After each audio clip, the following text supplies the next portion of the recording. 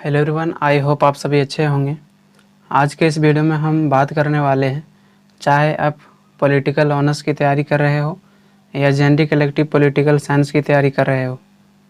आज के इस वीडियो में हम देखने वाले हैं कि इस बार जो है कितने ऐसे प्रश्न हैं जो जेनरिक इलेक्टिव पॉलिटिकल साइंस में पूछा जा सकता है या पॉलिटिकल ऑनर्स कोर पेपर 8 में किन किन प्रश्नों को पूछे जाने की बहुत अधिक संभावना है। मैं हमेशा चाहता हूँ कि आप लोगों की सहायता करूँ, इसीलिए जो है हमने आप लोगों के लिए वेबसाइट भी बनवाया था ताकि आप लोगों की समस्या को समाधान कर सके। लेकिन वेबसाइट बनाने के बावजूद भी बहुत सारा सेटअप करना पड़ा, जिसके कारण बहुत से अधिक समय उसमें लग गया और इसी कारणवश जो है हमने सारा वीडियो नहीं बना पाया। इस बार थोड़ा वेबसाइट सेटअप करने में समय लग रहा है। मेरा यकीन मानिए नेक्स्ट सेमेस्टर से आपको कोई समस्या नहीं होगी। तो चलिए बिना देर किए आज के इस वीडियो को हम लोग स्टार्ट करते हैं और देखते हैं किन किन प्रश्नों को पूछा जा सकता है। हम केवल जो है प्रश्न को आपको बताने वाले हैं, इसका आंसर जो है मैं धीरे धीरे स्लाइड करते जाऊंगा, आप लोग को उसको रोक कर आसानी से पढ़ लेना है। तो चलिए आज के इस वीडियो को बिना देर किए स्टार्ट करते हैं और हम लोग जानते हैं कि इस बार जो है कितने ऐसे प्रश्न हैं जो पूछे जाने के बहुत अधिक चांस हैं। प्रश्न आपका जो फर्स्ट है वो है कि राष्ट्रीय शक्ति की परिभाषा दें और इसके स्वरूप एवं विशेषताओं की विवेचना करें। अथवा में है कि राष्ट्रीय शक्ति की परिभाषा दें एवं विभिन्न तत्वों का व्याख्या करें। बेसिकली आपको इसमें पूछा गया कि राष्ट्रीय शक्ति क्या है, इसकी परिभाषा आपको देना है। यहाँ पर 2-3 जो है राजनीतिक विचारक हैं, उसके परिभाषा को यहाँ पर लिख देना है। उसके बाद जो है आपको बताना है कि इसमें कितने तत्व हैं, उसका भी जिक्र हमने किया है यहाँ पर। तो इसको थोड़ा सा जो है हम आपको स्लाइड करते करते नीचे जाते हैं, तो आप लोग को जो है जहाँ पर आपको पढ़ना होगा वहाँ पर आप आसानी से इसे रोक के पढ़ सकते हो पुश करके।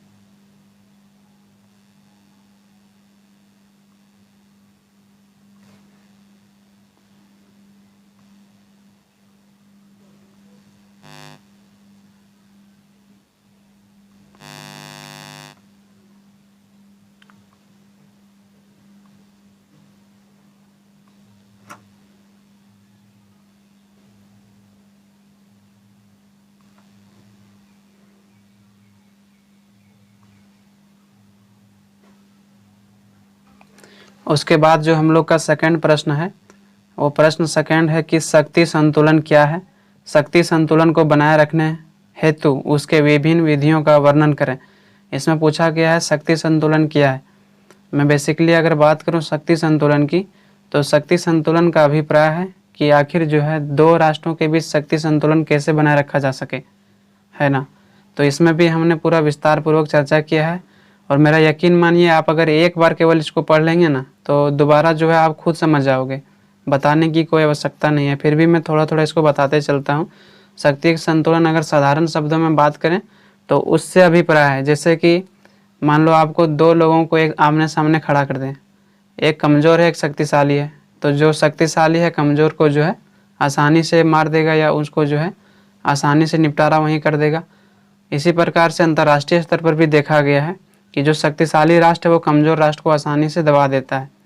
इसीलिए इसमें कहा गया है कि अगर एक राष्ट्र कमज़ोर है एक राष्ट्र शक्तिशाली है तो ऐसे में शक्ति संतुलन नहीं स्थापित होगा। शक्ति संतुलन कैसे होगा, तो दोनों राष्ट्र को जो है समान रूप से शक्तिशाली होगा, तभी जो है शक्ति संतुलन स्थापित किया जा सकता है। इसमें बहुत सारे विचारक आएंगे जो अलग अलग परिभाषा को देंगे, तो उस हिसाब से आपको यहाँ पर पढ़ लेना है। इसमें जो है पहला पॉइंट बना देना है आपको शक्ति संतुलन अस्थिर तत्व है। उसके बाद जो है सेकंड पॉइंट आपको बना देना है शक्ति संतुलन क्रियात्मक तत्व है। थर्ड हेडिंग बनाना है कि शक्ति संतुलन अनिवार्य परिवर्तन की क्षमता रखती है ना। उसके बाद जो 4 है, 4 में आपको बता देना है इसमें कि पूर्ण शक्ति संतुलन का परीक्षण युद्ध की स्थिति में संभव है।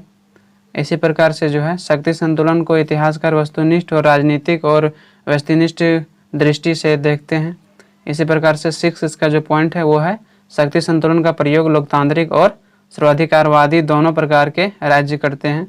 और अंत में जो है 7वां इसमें बना देना है कि शक्ति संतुलन के खेल में केवल बड़े राष्ट्रीय खिलाड़ी होते हैं। इसका मतलब क्या है कि जो शक्तिशाली राष्ट्र होते हैं वही खिलाड़ी होते हैं और जो कमज़ोर राष्ट्र होते हैं वह जो है दर्शक के रूप में देखते रह जाते हैं, है ना। तो शक्तिशाली होना बहुत ही अनिवार्य यहाँ माना गया है।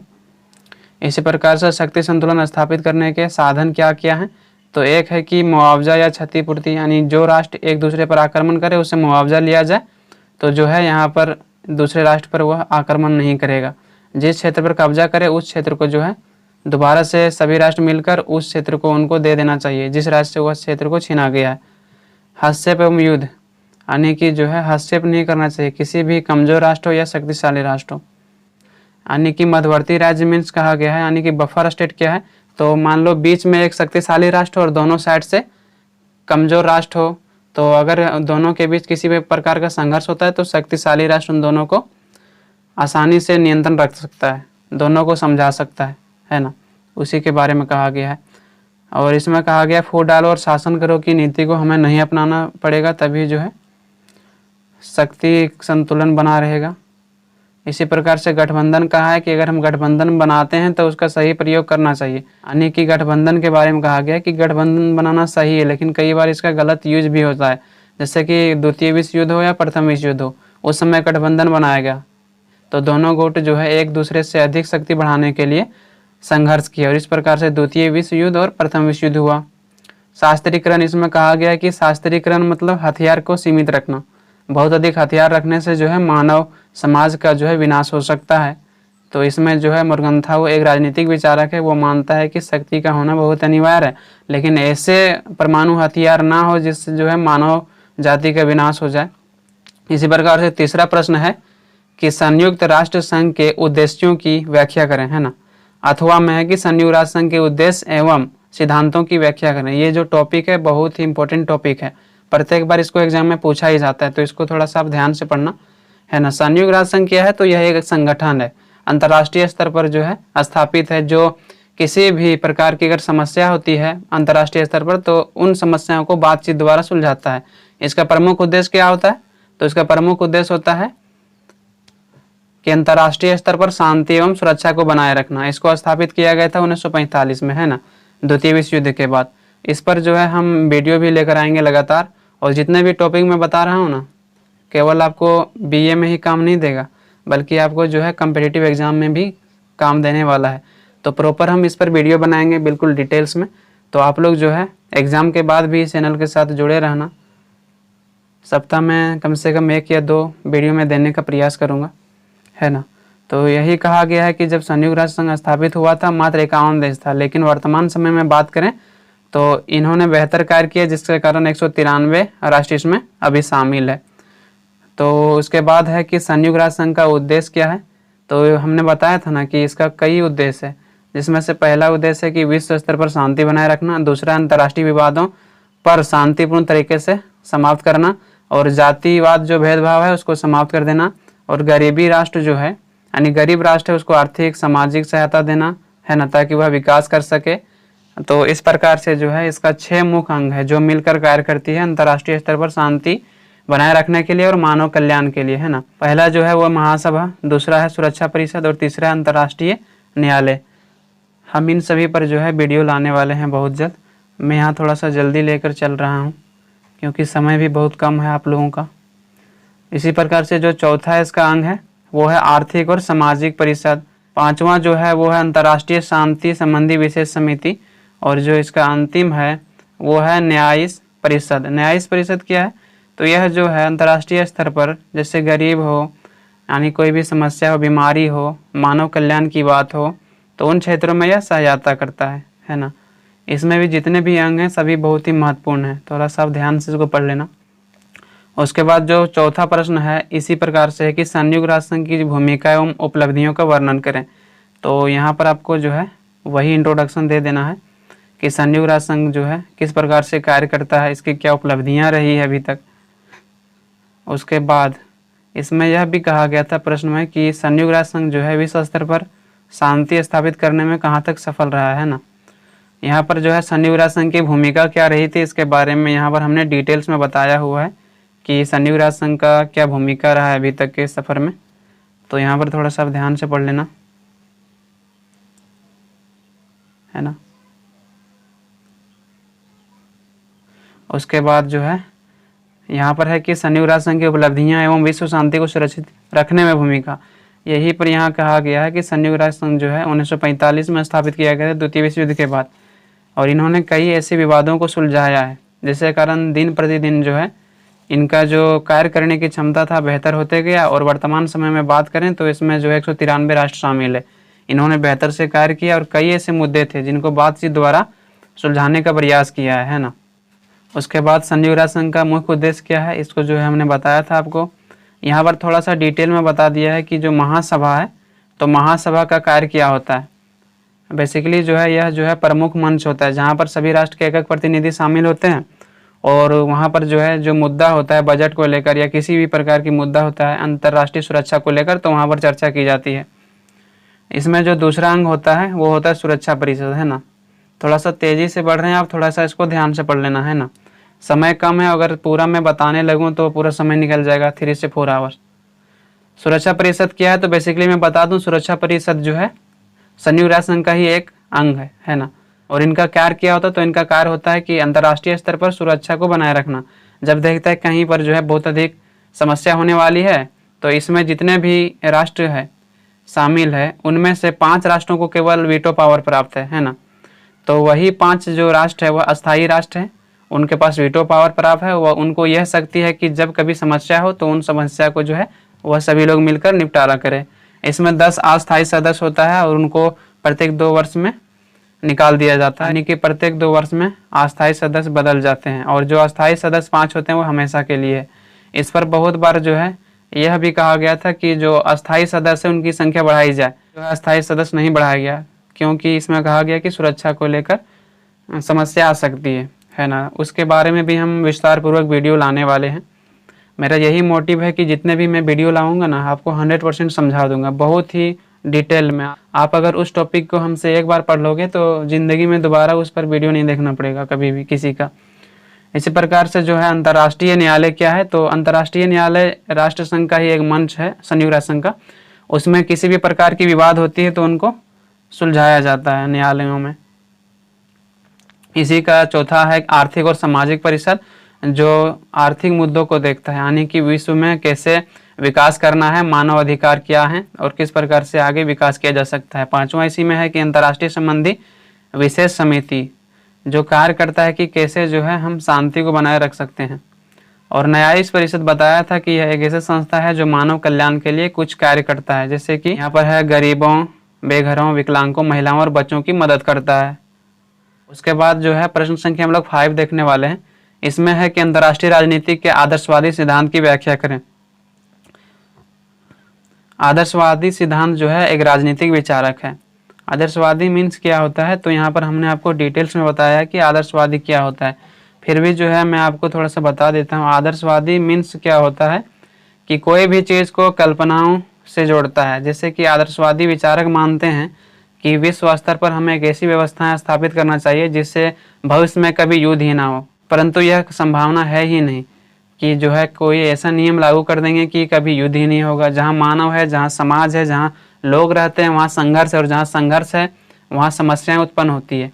तो ऐसी स्थिति में कोई ऐसा नियम लागू कर देंगे जैसे अंतर्राष्ट्रीय स्तर पर संघर्ष ना हो, ये संभव नहीं है ना। तो आदर्शवादी कल्पनाओं को लेकर चलता है, भविष्य में केवल ये होगा तो कभी युद्ध नहीं होगा, अगर हम ये नियम लागू कर देंगे तो जो है युद्ध होने की संभावना नहीं होगी। तो सभी विद्वानों ने इनके बारे में बताया है, तो आप इसको थोड़ा सा अच्छे से पढ़ लेना। उसके बाद जो है यहाँ पर आदर्शवादी सिद्धांत क्या है, इसके बारे में हमने पूरा बेहतर तरीके से आपको यहाँ पर समझाया है कि आदर्शवादी सिद्धांत क्या है और किन किन विद्वानों ने क्या इसके बारे में कहा है, इनका उद्देश्य क्या होता है आदर्शवादी सिद्धांत का, आदर्शवादी सिद्धांत का दृष्टिकोण क्या होता है ना। ये जो है अंतर्राष्ट्रीय राजनीति को जटिल समस्याओं को किस प्रकार से देखते हैं और उन्हें किस प्रकार से समाधान करने की बात करते हैं, इसके बारे में जो है यहाँ पर दिया हुआ है। इसी प्रकार से जो है हम नीचे जब जाते हैं तो इसके सभी पॉइंट को दिया गया है, आप एक बार जो है अच्छे से इसको पढ़ लेना है ना। इसी प्रकार से जो है आदर्शवादी, यहाँ पर एक चीज़ समझना है कि आदर्शवादी का जो है ना सिद्धांत का आलोचना भी किया गया है। ऐसा बात नहीं कि उसमें बताया गया कि आदर्शवादी में क्या सच्चाई है और क्या होना चाहिए, इसके अनुसार आदर्शवादी का आलोचना भी किया गया है। आदर्शवादी के बारे में थोड़ा सा मैं आलोचना समझा देता हूँ। जैसे कि आदर्शवादी कहता है कि हमें कोई भी कार्य करने के लिए हमें युद्ध नहीं करना चाहिए, हमें शांतिपूर्ण तरीके से उसको करना चाहिए। बात तो सही है, लेकिन जो है सभी कार्य शांतिपूर्ण नहीं हो सकते हैं, है ना। कई ऐसे जगह होते हैं जहाँ पर सैन्य शक्ति का हमें आवश्यकता पड़ता है। ये कहता है कि हमें सैन्य शक्ति नहीं रखना चाहिए, बिल्कुल समाप्त कर देनी चाहिए। एक ऐसा नियम लागू कर दें जिससे बिल्कुल सैन्य शक्ति, बिल्कुल हथियार को नहीं रखें हम, है ना। लेकिन ऐसा संभव अभी नहीं है। अगर हथियार नहीं रखेंगे, राजा के समय में भी तो जो है इतना अधिक मिसाइलें नहीं थी, फिर भी संघर्ष तो होता था ना। हाँ, यह बात कहना सही है कि जो है उस समय इतना अधिक परमाणु हथियार से जो है, एक परमाणु हथियार को छोड़ने से लाखों लोग जो है सेकेंडों में मर जाते हैं। तो पहले इतना अधिक नहीं था, उस समय भी हजारों लोग मारे जाते थे, ऐसी कोई बात नहीं है। यही जो है यहाँ पर आदर्शवादी सिद्धांत का आलोचना किया गया। तो इन सभी पॉइंट को आप अगर अच्छे से पढ़ लोगे ना, तो आदर्शवादी बहुत ही अच्छे से समझ में आ जाएगा। मैं आपको इस बात की गारंटी देता हूँ कि इस प्रकार से मैं कंटेंट तैयार किया हूँ, आपको कहीं भी नहीं मिलने वाला है ना। मैं इतना आपको गारंटी देता हूँ, आप कभी देख लेना। छठा प्रश्न है कि सामूहिक सुरक्षा से आप क्या समझते हैं? सामूहिक सुरक्षा एवं शक्ति संतुलन एवं अंतर की विवेचना कीजिए। यानी सामूहिक सुरक्षा क्या है, सामूहिक सुरक्षा एवं शक्ति संतुलन से आप क्या समझते हैं, इसके बारे में पूछा गया आपको, और इसमें क्या अंतर है ना। तो इसको जो है हमने बिल्कुल आसान से आसान शब्दों में यहाँ पर बताया है कि सामूहिक सुरक्षा क्या होता है। सामूहिक सुरक्षा का मतलब ये है कि अंतर्राष्ट्रीय राजनीति में जो है शांति स्थापित करने के लिए अगर कोई राष्ट्र हम पर आक्रमण करता है तो बहुत से लोग मिलकर एक समूह बनाता है, 3-4 राष्ट्र हो, 10 राष्ट्र हो, है ना। सभी लोग मिलकर जो है एक संगठन बनाता है। जब उन पर कोई आक्रमण करता है तो उस संगठन में जितने भी लोग शामिल होते हैं ना, सभी लोग मिलकर उस राष्ट्र पर दबाव बनाते हैं।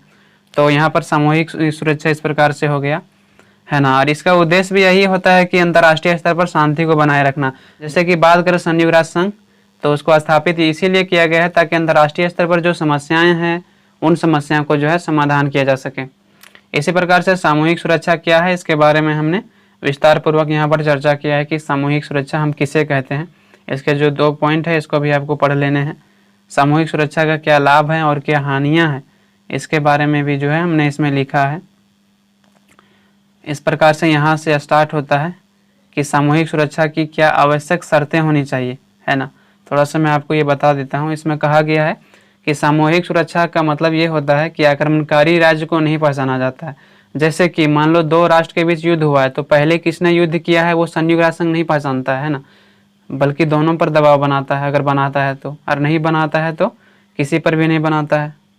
तो इसमें यही कहा गया है कि जो है कोई भी संगठन या समूह अगर आक्रमणकारी राष्ट्र को पहचान लेता, उनको दंडित करता या तो उन्हें समूह से बाहर निकाल देता, तो यह जो है सामूहिक सुरक्षा वरदान सिद्ध हो सकती है। लेकिन ऐसा नहीं करता है, वह जो है आक्रमणकारी राष्ट्र को नहीं पहचानता है।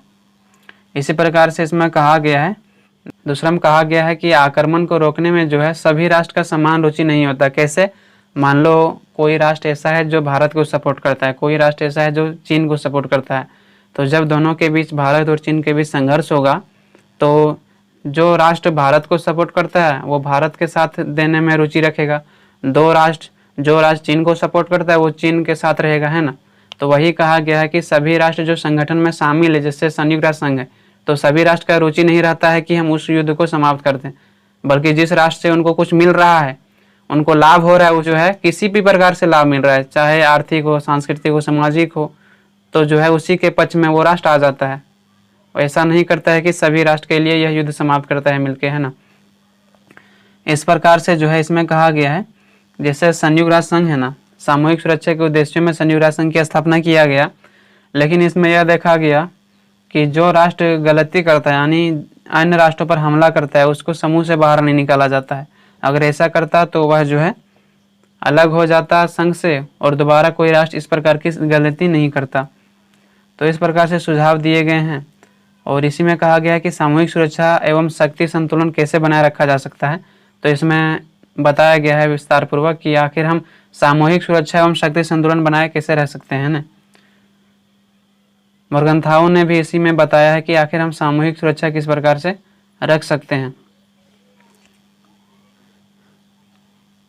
इसी में 7वां प्रश्न है कि राष्ट्रीय हित की अवधारणा का परीक्षण करें। आपको राष्ट्रीय हित के बारे में पूछा है कि राष्ट्रीय हित क्या है आखिर, है ना। इसी में 8वां में है कि राष्ट्रीय हित की अवधारणा का आलोचनात्मक परीक्षण कीजिए तथा इसकी अभिवृद्धि के साधनों को स्पष्ट करें। पहला आपको पूछा गया है कि राष्ट्रीय हित क्या है, इसके बाद इसका आलोचना करना है, यानी कि इसका सही पक्ष को रखना है और गलत पक्ष को भी रखना है ना। राष्ट्रीय हित की क्या अवधारणा है, तो इसमें कहा गया है कि अंतर्राष्ट्रीय राजनीति में भाग लेने वाले सभी देश जो अपने कार्यों का संचालन करते हैं या सिद्धांतों के आधार पर कार्य करते हैं, हम उसे राष्ट्रीय हित कहेंगे। थोड़ा सा मैं आपको समझा देता हूँ। जैसे कि जितने भी राष्ट्र होते हैं ना, सभी का अपना अपना उद्देश्य होता है, अपना अपना हित होता है।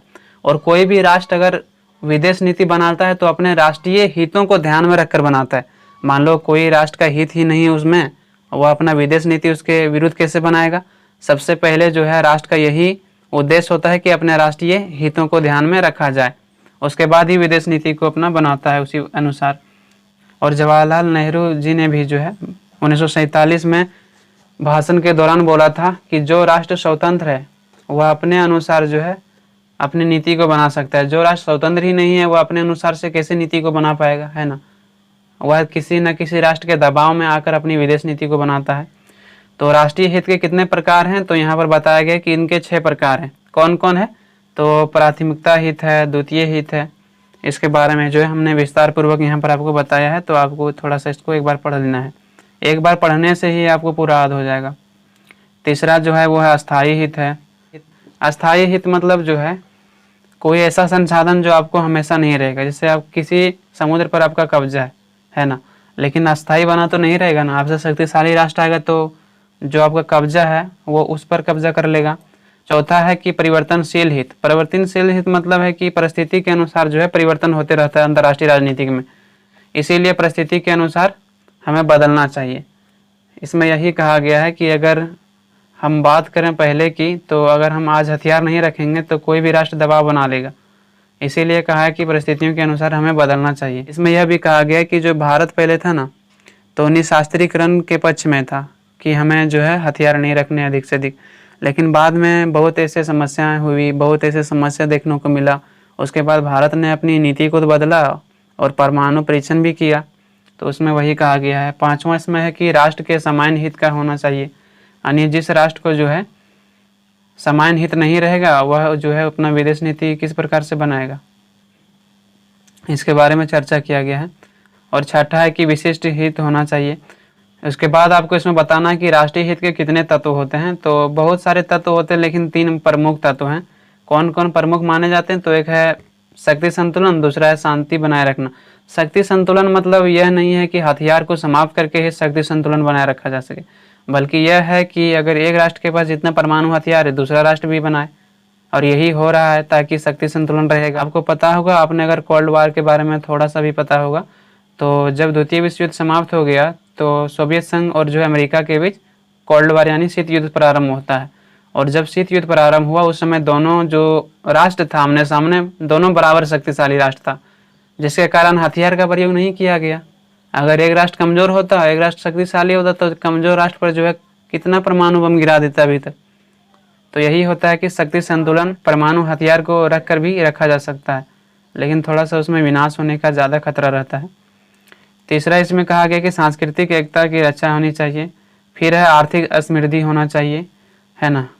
उसके बाद है कि नेतृत्व करने का तरीका विवेकपूर्ण होना चाहिए, यानी कि इसमें यह कहा गया है कि जो नेतृत्व करने, ये समझना थोड़ा सा ज़रूरी है।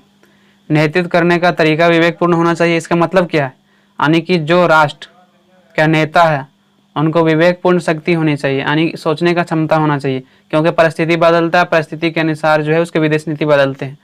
अगर परिस्थिति के अनुसार वह राजनेता नहीं बदलता अपनी विदेश नीति, तो उनको समस्या का सामना करना पड़ता है ना। तो जितने भी राष्ट्र के नेता होते हैं उनको विवेक शक्तियाँ होना बहुत ही अनिवार्य है, तभी वह अपने राष्ट्र को सही तरह से संचालन कर सकता है और उन्नति कर सकता है।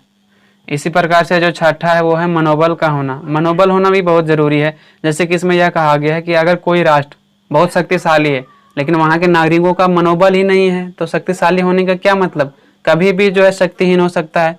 लेकिन कई ऐसे राष्ट्र हैं जो शक्तिशाली नहीं है, लेकिन वहाँ के जो राष्ट्र हैं बिल्कुल जो है उनका मनोबल ऊंचा है, जिसके कारण वह कभी भी शक्तिशाली हो जाता है। मैं एक उदाहरण देता हूँ, जो जापान था, है ना। तो जापान और जब रूस का युद्ध हुआ तो उसमें यह कहा गया है कि जापान ने इतने बड़े राष्ट्र को, महाशक्ति को कैसे हरा लिया। उनके मनोबल शक्ति बहुत अधिक था, जिसके कारण एक छोटा सा राष्ट्र ने इतने बड़े शक्तिशाली राष्ट्र को हरा दिया, महाशक्तिशाली राष्ट्र को हरा दिया। सोचने वाली बात है ना। तो मनोबल शक्ति बहुत अधिक जरूरी है। इसी प्रकार से जो है 8वां प्रश्न है, अंतर्राष्ट्रीय राजनीति के आदर्शवादी सिद्धांत की व्याख्या करें। और अंतर्राष्ट्रीय राजनीति के अध्ययन संबंधी आदर्शवादी दृष्टिकोण का यहाँ पर आलोचना करने के लिए भी बोला गया है। तो यहाँ पर जो है आपको आदर्शवादी का अर्थ क्या होता है विस्तार पूर्वक हमने बताया है। आखिर इसका शुरुआत कैसे हुआ एक बार आपको यहाँ पर देख लेने हैं। उसके बाद यहाँ पर इस प्रकार से है, प्रथम सिद्धांत क्या है इसका, है ना, यहाँ पर आपको देख लेना है। इसका द्वितीय सिद्धांत क्या है, इसी प्रकार से इसका तृतीयक सिद्धांत क्या है, और इस प्रकार से जो है आदर्शवादी विचारों की आलोचना किया गया है। उसके बाद जो है हम लोग 9 प्रश्न को देखते हैं कि आखिर शक्ति संतुलन क्या है, आज के युग में इसकी प्रासंगिकता का परीक्षण करें। शक्ति संतुलन हमने तो आपको बताया था, है ना, कि शक्ति संतुलन क्या है। तो यहाँ पर वही इंट्रोडक्शन है। हम यहाँ आज बात करने वाले हैं कि इसका परिभाषा आपको दे देना है कि शक्ति संतुलन क्या है। तो यहाँ पर मुर्गनथाउ है जो अपने अनुसार से बताया कि शक्ति संतुलन क्या है ना। उसी प्रकार से अन्य राजनीतिक विचारक हैं जो शक्ति संतुलन के बारे में बताया है कि शक्ति संतुलन क्या है। तो हमने 4 राजनीतिक विचारकों को लिया है, आप इसको ध्यान रखना है।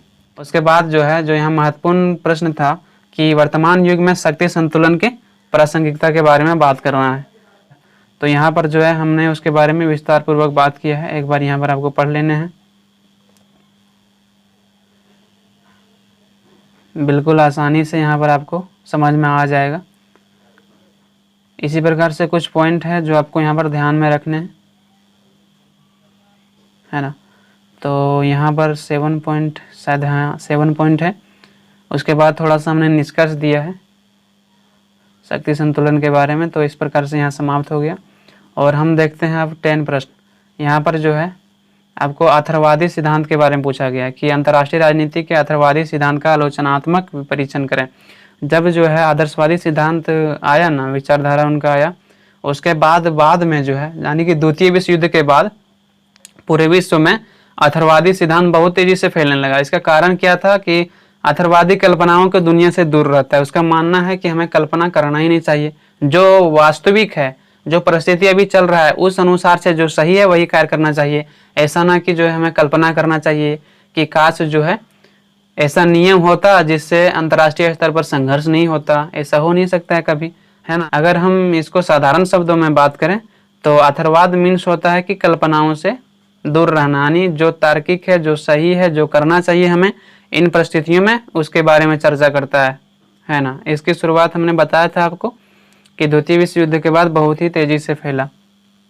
यहाँ पर पढ़ लेना है, आपको आसानी से समझ में आ जाएगा। इसी प्रकार से यहाँ बताया गया है कि अंतर्राष्ट्रीय राजनीति के अथर्ववाद उपागम क्या है ना। यहाँ पर आपको बताया गया है कि किन किन मूल्यों को हमें ध्यान में रखना चाहिए अथर्ववादी सिद्धांत में। इसी प्रकार से यहाँ पर